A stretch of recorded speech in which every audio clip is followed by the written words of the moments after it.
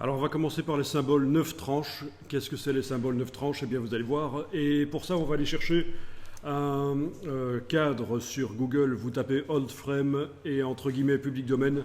Et vous allez chercher dans les outils de recherche, vous spécifiez que vous voulez les images clip art. Donc Old Frame, public domaine entre guillemets, image clip art. Et en fait on va démarrer d'un de ceux-là en fait. Sans doute celui-ci qui fait 850 pixels sur 1100.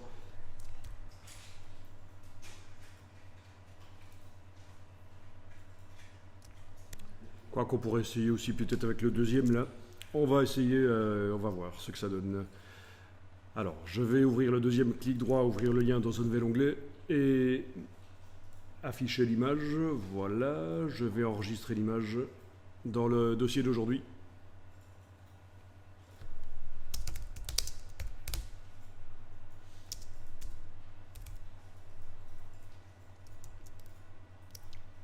Je crée un document Illustrator dans Illustrator.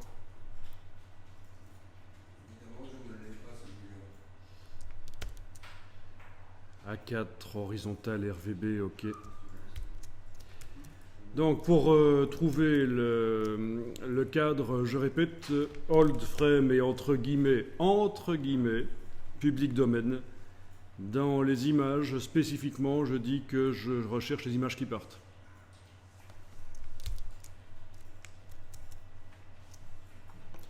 Voilà, donc de retour dans Illustrator, je vais importer l'image.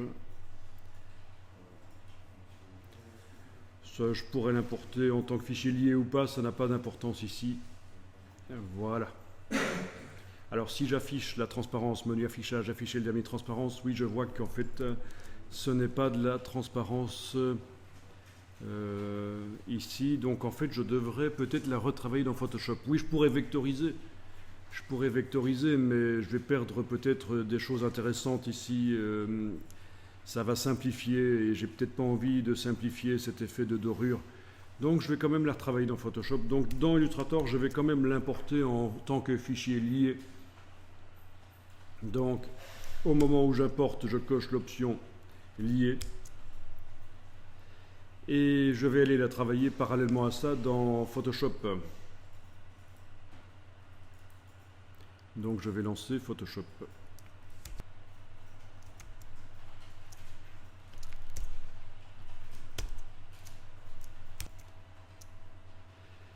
Donc voilà, dans Photoshop, je vais ouvrir la même image.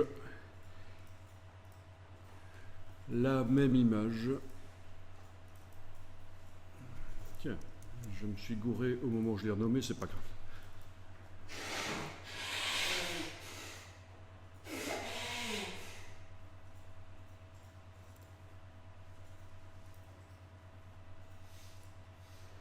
Ok, donc c'est en fait du PNG actuellement. Et je vais faire quelque chose de spécifique à Photoshop de manière à rapidement faire disparaître le fond blanc. Donc en fait, il faudrait qu'elle soit au format Photoshop. Je vais l'enregistrer au format Photoshop parce que je vais vraiment utiliser une fonctionnalité spécifique à Photoshop. Ok, dans le même... dans la foulée, je vais même corriger ma faute d'orthographe là. Voilà. Donc format .psd. Dans Illustrator, il faut que je supprime le PNG ici et que j'importe en fait le PSD. Donc dans Illustrator, si je vais voir dans la palette des liens, c'est bien la version PSD qui est chargée. C'est l'idéal. Je retourne dans Photoshop et touche F, je passe plein écran. Dans la palette des calques de Photoshop, je vais double-cliquer sur le calque, sauf que ça ne va pas marcher en fait. Je n'arrive pas à avoir accès aux curseurs qui vont me permettre de rendre invisibles, transparents les parties les plus claires, parce que c'est ça que je veux en fait. Pourquoi? Parce que c'est une image en couleur indexée. C'est-à-dire c'est une image grise à laquelle il y a une table des couleurs qui est attribuée. C'est un vieux système web pour faire des images légères. Si je vais voir dans la palette des couches, je n'ai qu'une seule couche. C'est une image grise en fait. Vous allez dire, mais c'est pas gris, c'est en couleur. Ça, ben oui, parce qu'en fait, au niveau de gris sont attribuées des couleurs qui font partie d'une table des couleurs. Cette table des couleurs, vous pouvez la voir dans le menu Images, Mode, Table des couleurs. Là voilà, ça ce sont toutes les couleurs qui sont attribuées, il n'y en a pas beaucoup, 32, qui sont attribuées au cadre. Donc c'est une image très légère, c'est ce qu'on appelle les images en couleur indexées. Les images PNG sur le web peuvent être des images en couleur indexées, peuvent être aussi des images RVB. Il y a deux types de PNG, le PNG 8 bits et le PNG 24 bits. Celui-ci, c'était le 8 bits. Alors, c'est important de comprendre toutes ces questions de format d'image. Donc, il y a deux solutions. Soit vous êtes extrêmement doué en tant que graphiste et les gens courent après vous pour avoir votre travail et vous pouvez donc sous-traiter tout ce qui est le côté technique et vous en foutre des formats d'image et de tout le reste et vous faites du graphisme, vous êtes un dieu du graphisme, ou alors ben, vous êtes un graphiste qui se défend mais on ne court pas après vous pour avoir vos travaux et donc le côté technique vous devez vous y intéresser. Voilà, je dis ça parce que j'ai déjà entendu des commentaires du style « Ah, moi je suis graphiste, tout ce qui est format d'image, etc., c'est pas mon truc, je m'en occupe pas. » Voilà, maintenant c'est vous qui gérez. Et donc, je l'ai déjà dit au précédent, je vais le redire ici, il y a une chaîne YouTube qui est intéressante pour donner les bases du graphisme. Mais il n'y a pas que ça, il n'y a pas que celle que je vais vous montrer, mais c'est intéressant d'une manière ou d'une autre d'étudier ça. Voilà, Idico TV, si vous avez l'occasion à un certain moment d'aller jeter un coup d'œil sur cette chaîne qui est faite par des Canadiens et qui donc vous donne les bases sur les images numériques, les formats d'images, etc. Voilà. Mais il y a d'autres solutions qui existent sur le web pour vraiment comprendre les formats d'images. Il y a même des bouquins spécialement faits sur les formats d'images, en fait. Ça existe. Et donc voilà, je n'arrive pas à double-cliquer sur le calque dans la palette des calques parce que c'est une image en couleur indexée, c'est une image particulière. Je vais la convertir en RVB. Image, mode, couleur RVB. Voilà. À partir de là, c'est une image donc RVB, ce n'est plus une image en couleur indexée. La table des couleurs d'ailleurs n'est plus accessible. Et je vais double-cliquer sur la droite ici du calque pour d'abord le transformer en calque 0, puis à nouveau double-cliquer à cet endroit-là. Et j'ai les curseurs d'écrêtage, c'est-à-dire écrêter, rendre invisible certaines choses en fonction de la luminosité du calque. Et donc je vais prendre le curseur de droite, le déplacer vers la gauche, il n'y a pas le choix. Je ne peux pas le déplacer vers la droite, il est déjà complètement à droite. Voilà. De manière à rendre invisibles les parties les plus claires. Et puis je vais enfoncer la touche Alt parce qu'ici je regarde un peu le bord, j'ai encore un peu des petites traces blanches et j'aimerais que ce soit réglé, ce problème. Donc avec la touche Alt, je vais séparer en deux le curseur. J'aménage donc une zone de transition entre tous les pixels qui ont cette intensité lumineuse-là, qui vont rester visibles, et ceux qui ont ces intensités lumineuses-là qui vont devenir... donc ceux-là vont rester visibles, et ceux-là vont devenir invisibles. Et entre les deux, il y a une transition. C'est avec la touche Alt, j'ai séparé le curseur en deux pour faire quelque chose quand même d'assez propre. OK. Oui, c'est possible qu'il y ait des trous qui soient apparus à un certain moment. Il y a des moyens pour éviter ça. Mais ce n'est pas une formation Photoshop et donc malheureusement, je ne vais pas pouvoir vous expliquer tout ça. Je vous ai refilé des vidéos où on explique ce genre de choses en fait. Alors je vais faire fichier enregistré.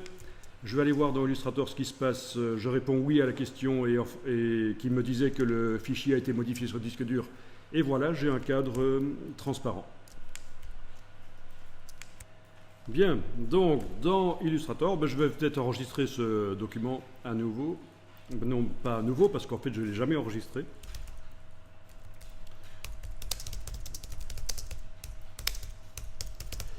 Oui, je prends l'habitude de ne pas mettre d'accent parce que ça ne fait que poser des problèmes quand on met des accents dans les noms de fichiers. En fait, dès qu'on commence à envoyer ça sur des serveurs, sur le web, ça devient du n'importe quoi. Donc, j'ai plusieurs habitudes au niveau du nom de nommage des fichiers. Je le fais pas chaque fois, mais mettre à la place des espaces, mettre des tirets ou des underscores, ne pas utiliser d'accent, ne jamais commencer un nom de fichier par un chiffre. Enfin voilà, c'est toutes des habitudes un peu web. Mais si on ne fait que rester sur son ordinateur, ça va, hein, ça ne pose pas de problème. Ok, donc voilà le cadre. Et je vais le transformer. Maintenant, je peux passer en affichage masqué le damier transparence. Je sais qu'il est transparent. Quoique, tout à l'heure, j'y reviendrai pour quand même vérifier.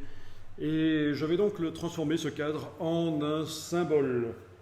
Je vais le transformer en un symbole et donc, je vais dans la palette des symboles.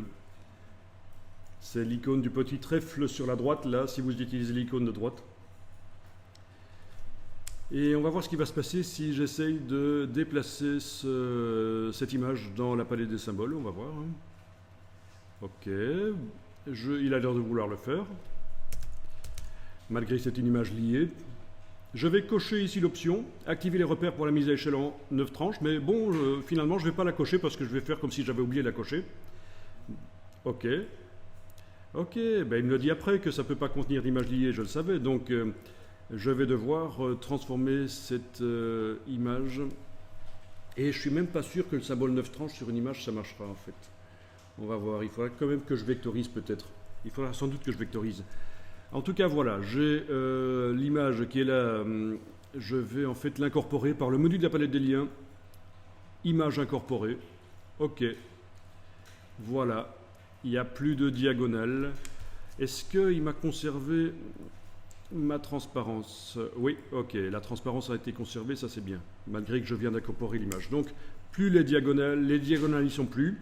C'est plus une image liée. J'ai la petite icône ici, ça m'indique que c'est une image incorporée. Donc c'est parfait. Je vais la déplacer vers la palette symbole.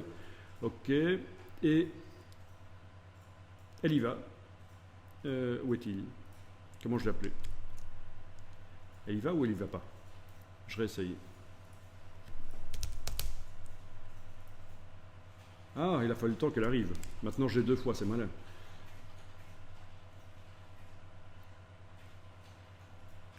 Ok, elle est là.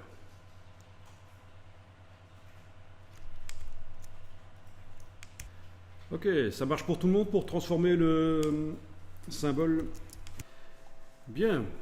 Alors, donc, j'avais dit que j'allais faire exprès d'oublier d'activer le 9 tranches, donc je vais le faire ici. Je sélectionne le symbole, puisque depuis que j'ai déplacé le cadre dans la palette des symboles, bien, le cadre sur le plan de travail est devenu lui-même un symbole, en fait. Donc j'active le symbole d'une manière ou d'une autre. Je vais activer celui-là. En fait, voilà, il faut que j'encadre le symbole que je veux modifier, que j'encadre dans la palette des symboles. Ensuite, je vais dans le menu de la palette des symboles jusqu'à options de symbole. Et je retrouve toutes les options que j'avais tout à l'heure. Donc, je vais appeler ça cadre. Je suis super en forme aujourd'hui. Cadre. Et ce que je devais faire, c'est activer les repères pour la mise à échelle en 9 tranches. Voilà. Bien. Ok, et alors là, je vais double-cliquer sur le symbole dans la palette des symboles, pas sur le plan de travail, dans la palette des symboles, je double-clique sur le symbole, et on voit que je viens de faire passer le symbole en mode isolation. J'ai le fil d'Ariane qui apparaît là au-dessus. Et je vois, parce que j'ai enclenché l'option 9 tranches, je vois des petits pointillés qui sont en fait les 9 tranches. Il y en a 9. J'ai 9 parties. 1, 2, 3, 4, 5, 6, 7, 8, 9. 9 tranches. Et donc je dois décider, tiens, dans cette image, qu'est-ce qui va ne pas bouger quand je redimensionne? Encore une fois, je vous rappelle, sur une image pixel, ça risque de ne pas marcher, mais le principe qu'on voit ici est le même que quand on travaille sur des choses qui marchent. Donc, ça risque de ne pas marcher, on va voir. Donc, vous déplacez en fait les choses de manière à décider, tiens, cette partie-là au centre va pouvoir s'agrandir comme on veut. Par contre, Les parties aux extérieurs, et surtout celles du coin, ne vont pas s'agrandir.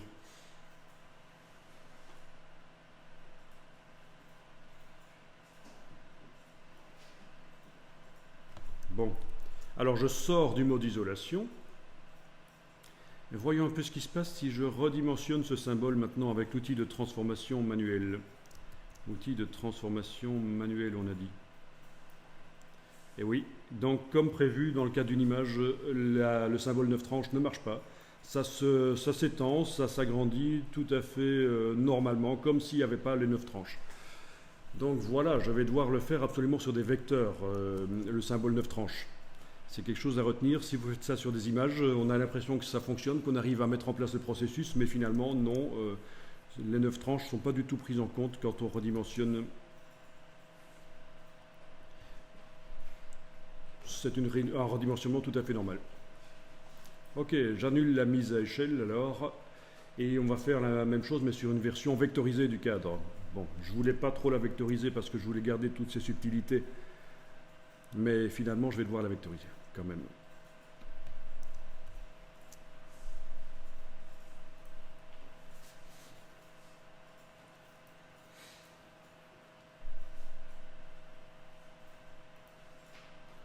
Ok, vous allez pouvoir supprimer ça du plan de travail et on va retourner dans Photoshop. Et dans Photoshop, je vais remettre les curseurs en place parce qu'en fait, ça ne sert à rien de rendre le blanc invisible dans Photoshop si je dois vectoriser l'image, de toute façon. Parce que la transparence dans Illustrator est considérée comme étant du blanc, en fait. On l'a déjà vu, quand on vectorise, s'il y a des parties transparentes dans l'image, c'est vu comme étant du blanc par Illustrator. Alors j'aime autant retourner dans Photoshop, double-cliquer sur mon calque, remettre les curseurs en place et faire fichier enregistrer et puis venir recharger l'image dans Illustrator. Image PSD. Oui, j'aurais pu démarrer de la PNG aussi finalement. Mais donc voilà. Si je demande d'afficher de la mini-transparence, ben je vois qu'il n'y a pas de transparence, c'est pas un problème. Je vais vectoriser cette image, donc menu fenêtre vectorisation de l'image, je coche la case aperçue. Dans les options de vectorisation, les options avancées, je vais cocher ignorer le blanc. Voilà. Bon, ben en noir et blanc, c'est pas si mal que ça. Alors, le curseur seuil peut me servir à déterminer la manière dont les pixels blancs et noirs... non, la manière dont les pixels originaux de l'image, tous les pixels dorés, là, entre guillemets, sont convertis en noir et en blanc. Donc, le curseur seuil... On avait déjà testé ça, mais c'était sur une image qui était déjà très noir et blanc au départ, et donc le curseur seuil ne servait pas à grand chose. Ici, vous voyez vraiment à quoi il peut servir, le curseur seuil. Bon, ben, vous pouvez faire ça sur l'image, la version noir et blanc si vous voulez. Sinon, vous pouvez aussi faire une version couleur, mode couleur.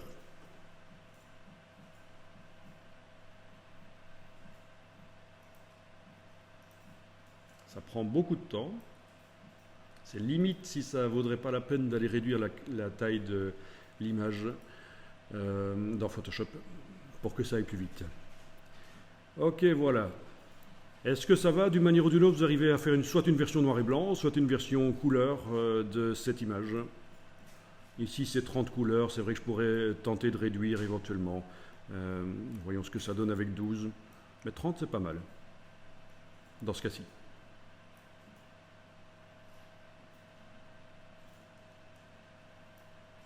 Oh, bah 12, c'est quasiment la même chose en fait. Ok. Ça marche pour tout le monde, ça? Vous avez fait la vectorisation? Bien. Donc je vais ici dupliquer le calque parce que je voudrais quand même garder, on ne sait jamais, une version vectorisée de cette image, donc avec la vectorisation dynamique pour pouvoir les modifier éventuellement les paramètres. Donc je vais dupliquer le calque, j'emmène le calque sur le bloc de feuilles dans le bas de la palette de calque, je verrouille le calque original, j'enlève l'œil. Important, c'est là que les stagiaires en général oublient d'enlever l'œil en face du calque d'en dessous et alors ils ne comprennent pas trop ce qui se passe. Vraiment, une fois que vous avez dupliqué le calque, vous enlevez l'œil en face de celui d'en dessous, vous le verrouillez et on continue à travailler sur celui du dessus. Ok, donc je sais que dans la palette symbole, ça ne peut pas contenir des images liées. Donc cette image-là, qui est actuellement activée, voilà, cette image-là, je vais l'incorporer dans le document Illustrator, donc dans le menu de la palette lien, image incorporée. Oui, il y a toute une, vu que c'est une importation Photoshop, il y a toute une boîte de dialogue. Mais je clique sur OK, c'est bon. Les diagonales ont disparu de l'image, c'est plus une image liée, c'est plus une image liée. Là, l'icône est là, ça m'indique que c'est une image incorporée, donc c'est parfait. Et je déplace cette image vers la palette de symboles. Ok, je ne vais pas vous remontrer comment, après avoir fait le symbole, on va modifier cette option-là. Je vais directement l'activer en fait. Vous avez compris tout à l'heure, je vous ai montré. Donc j'active l'option activer les repères pour la mise à échelle 9 tranches. Ok. Voilà le symbole qui apparaît dans la palette des symboles. Est-ce qu'on peut avoir des plus grandes vignettes? Non. C'est dommage. Donc voilà le symbole, le cadre doré. Ça c'est celle juste avant, c'était l'image pixel en fait. Hein, parce que les symboles peuvent contenir des images pixels, mais ici c'est la version vectorisée. Et ce que je veux faire avec le 9 tranches devrait fonctionner là-dessus. Donc je vais double-cliquer sur ce symbole-là dans la palette de symboles et je vais donc passer...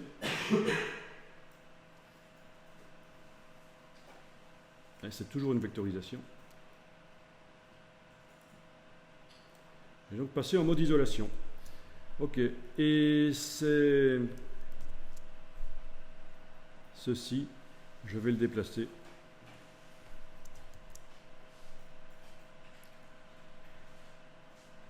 Donc ces petits pointillés, vous ne l'aurez pas si l'option 9 tranches n'est pas enclenchée pour le symbole.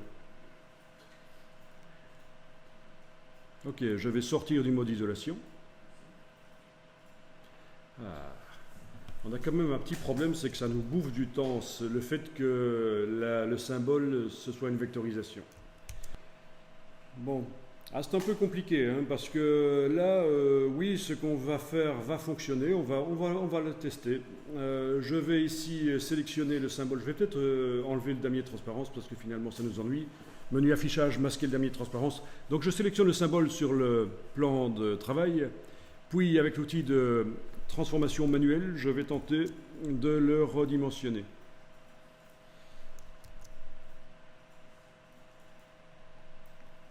Et voilà, ça fonctionne. Par rapport à tout à l'heure, vous voyez la différence? Les coins du cadre restent tels qu'ils sont, quelle que soit la dimension que je donne à ce cadre, les coins restent tels qu'ils sont vraiment. Les parties qui s'allongent, ben, c'est les côtés. Et encore, ils s'allongent, mais ce nouvel outil de transformation d'Illustrator me gonfle un peu. Voilà, les côtés s'allongent, mais est-ce qu'ils s'élargissent? Pas sûr. Hein. Vous voyez, on arrive à faire des choses quand même pas mal. Au départ d'un cadre, vous arrivez à faire des choses assez bien. Par rapport à ce qu'on avait tout à l'heure, sans avoir fait le symbole 9 tranches sur une image vectorisée, eh bien, c'est pas mal ça. J'arrive à donner une dimension au cadre comme je veux. Bon, c'est vrai que ça fait un peu bizarre là, parce que je l'allonge énormément. Mais bon, on suppose qu'on va pouvoir lui donner différentes dimensions, différentes proportions, sans que ce soit trop visible grâce au système 9 tranches.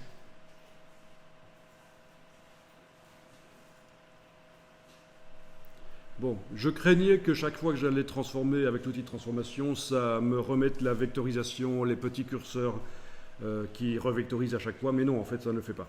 Ça me l'a fait seulement quand je suis passé en mode isolation sur le symbole, donc ça va, je n'ai pas besoin d'essayer de régler le problème d'utiliser une version décomposée de la vectorisation en tant que symbole. Je peux continuer à garder cette version qui est en fait une vectorisation dynamique. Ok, donc amusant ça. Je vais essayer ici avec une autre image Tiens, voilà, enregistrer sous, c'est un PNG, ok, importer, voilà, donc le vectoriser, puisque je sais que si je garde cette image en tant que pixel, ça ne marchera pas. Au fait, est-ce que c'était pas une version SVG par hasard? Non, c'est du PNG. Ok. Donc, menu fenêtre vectorisation de l'image, cocher la case aperçue. Et voilà, dire que je veux une version couleur éventuellement. Voilà. Ignorer le blanc. Bien, donc je viens de faire une vectorisation comme j'ai fait sur le cadre en fait. Hein. Bien. Cette image qui est liée actuellement, ça ne me servait pas à grand chose de la lier d'ailleurs, de l'ouvrir en tant qu'image liée, parce que je ne vais pas la modifier dans Photoshop là. Quoique je pourrais. Je pourrais l'ouvrir dans Photoshop. Voilà, et mettre un calque de réglage, menu calque, nouveau calque de réglage de type teinte saturation. Ça vous faites pas, hein, je vous montre simplement, je vais vite, c'est parce que je vous montre simplement un autre exemple. Et je vais aller dire que je vais modifier les cyans. Donc j'ai mis un nouveau calque de réglage, menu calque, nouveau calque de réglage de type teinte saturation dans Photoshop au-dessus du calque de l'image. Je vais aller indiquer que je modifie les cyans. Et voilà, j'arrive à modifier tout ce qui est cyan dans l'image et pas la couleur de peau ni les chaussures, donc puisqu'elles ne sont pas couleur cyan. Voilà. Ok, on va dire c'est bon comme ça. Je vais faire calque, aplatir l'image. Non, il aurait mieux valu que je demande calque, fusionner avec le calque inférieur. Oui, la différence c'est que la transparence reste, mais de toute façon Illustrator ne tient pas compte de la transparence, donc que la transparence reste, c'est pas mal. Pour ceux qui avaient suivi la formation Photoshop, vous avez vu la petite astuce ici, quand je fais calque, aplatir l'image, la transparence ne reste pas. Quand je fais calque, fusionner avec le calque inférieur, la transparence reste. Donc c'est un petit truc amusant ça. Fichier enregistré, je retourne dans Illustrator et voilà. J'ai donc mon personnage qui a maintenant la couleur de costume que je voulais. Donc ça c'est juste un exemple. Pourquoi est-ce que je voudrais éventuellement faire passer l'image temporairement dans Photoshop avant de l'utiliser dans Illustrator réellement en tant que symbole. Et j'ai dû aplatir l'image, enfin non pas aplatir puisque j'ai vu que ça enlevait la transparence, j'ai demandé menu calque, fusionner avec le calque inférieur dans Photoshop parce qu'en fait c'est un format PNG qui ne peut pas contenir de calque. Il fallait qu'il n'y ait qu'un seul calque dans Photoshop. Hein. C'est pas un format PSD, j'avais pas pensé à le convertir en PSD, travailler en PSD avec... Alors, ce fichier lié, je vais l'incorporer. Donc, menu de la palette lien, image incorporée. Voilà. Je vais le déplacer dans la palette des symboles. Je vérifie d'abord par rapport à ma page A4, est-ce qu'il n'est pas trop grand? Si vous aviez une image qui est immense, il faut savoir que quand vous allez l'utiliser dans Illustrator, le symbole, bah, il va être forcément chaque fois très grand.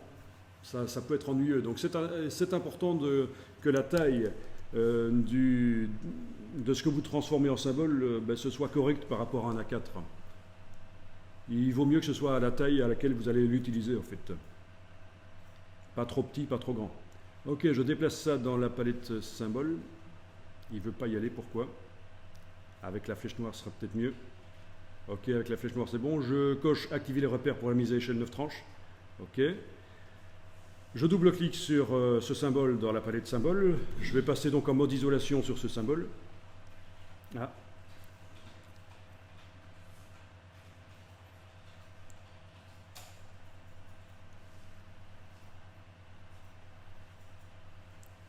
Ok. J'ai les bords de l'image qui est du cadre qui m'ennuie là.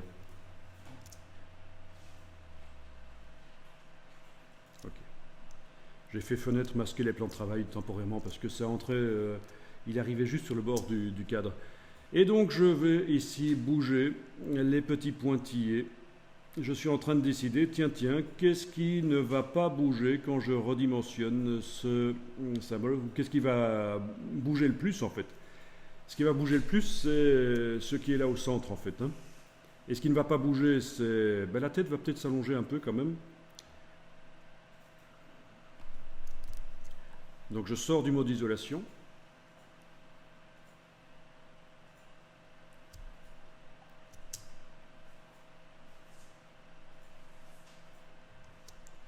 Je vais dupliquer mon personnage. Je vais le transformer avec l'outil de transformation manuelle. Et voilà. Vous avez la tête qui elle bouge quasiment pas, c'est bien. Et les pieds non plus, ça bouge pas. Donc j'ai un personnage qui s'allonge. Ok. Grâce au symbole 9 tranches. Je vais à nouveau dupliquer le personnage avec la flèche noire. Je le déplace en enfonçant la touche Alt.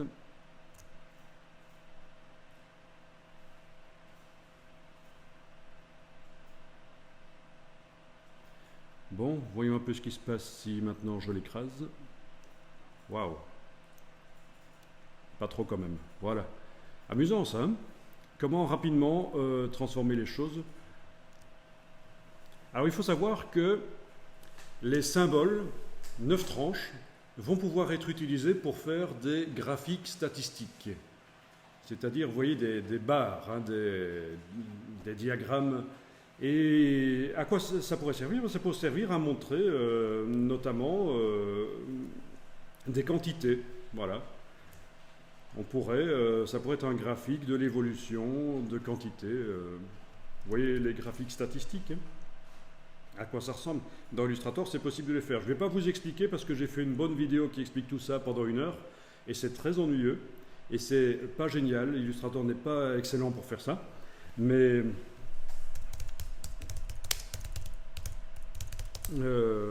si vous voulez, vous n'aurez qu'à regarder. Donc voilà typiquement des graphiques statistiques basiques, tels qu'on peut les générer au départ d'Excel notamment. C'est très ennuyeux, mais on peut en faire des plus graphiques en fait, avec des éléments graphiques.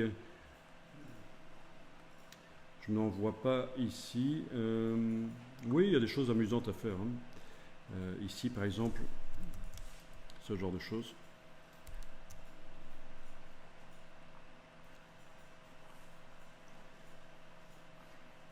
Je cherchais des graphiques où on utilise, à la place des barres, on utilise par exemple des éléments. Dans Illustrator, c'est possible de le faire. Bon, c'est un peu ça en fait, hein. Vous avez ici les flèches qui ont le même style mais pas la même longueur en fait.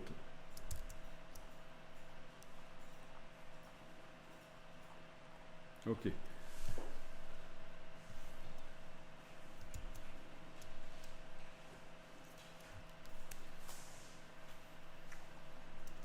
Bien, bien, bien. Si je voulais leur donner des couleurs différentes, une fois que j'ai fait ça, il faudrait que je décompose en fait, hein. Parce que c'est le même symbole.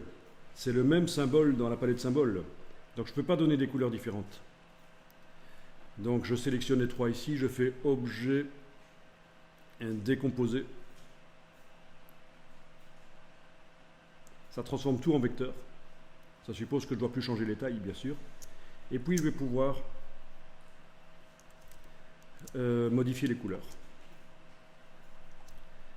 Pour modifier les couleurs facilement, j'ai peut-être intérêt à passer en mode isolation sur le groupe en fait. Bon, une solution consisterait à transférer uniquement celui-là sur un calque avec les autres calques verrouillés. Mais je peux aussi passer en mode isolation sur le groupe, ici, qui a été créé suite à la décomposition. Donc je double-clique.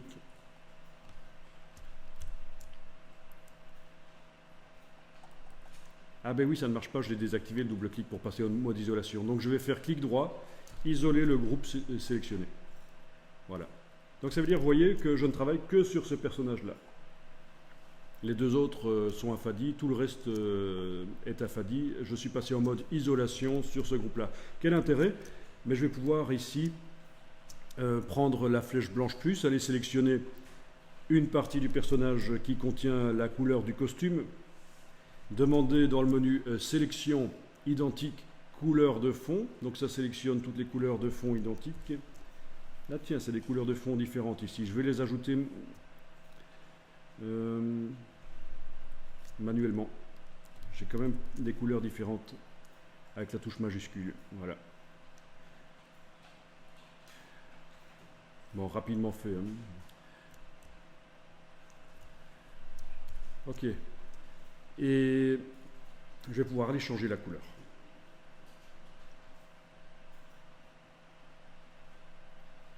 Voilà. Ok, je sors du mode isolation. Je vais passer en mode isolation sur l'autre ici. Clic droit. Ah non, je ne suis pas tout à fait sorti du mode isolation. Voilà. Ok. Clic droit ici, isoler le groupe sélectionné. Donc je travaille sur maintenant le personnage de gauche, là le petit. Les autres sont affadis. Avec la flèche blanche plus, je sélectionne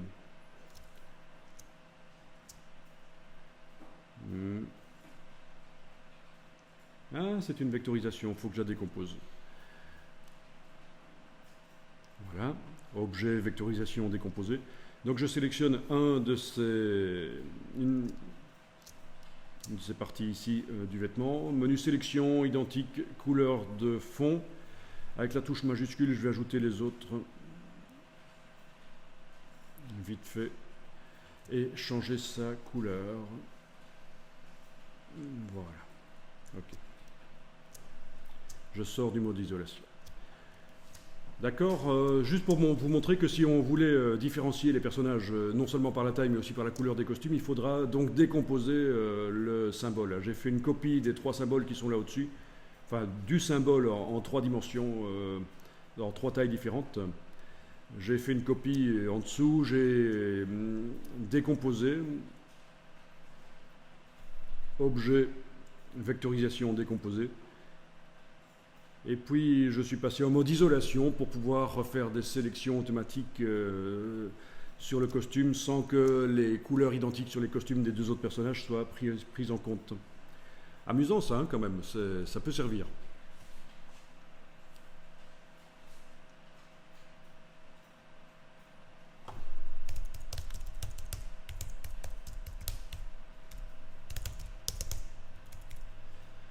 Voilà.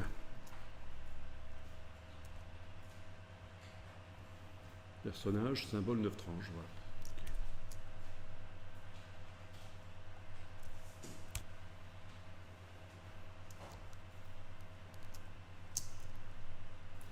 voilà. Au passage, j'ai pris ici une image qui était dans le domaine public. Faites attention, ne prenez pas des images qui ne sont pas dans le domaine public. Donc, c'est sur un site qui s'appelle PD4, PD4PIC, donc Public Domain Ample. Donc il y a beaucoup de chances que ce soit réellement dans le domaine public, même si je vais vraiment utiliser ça dans un but commercial, je dois vraiment aller voir le détail sur la page, être sûr que c'est dans le domaine public.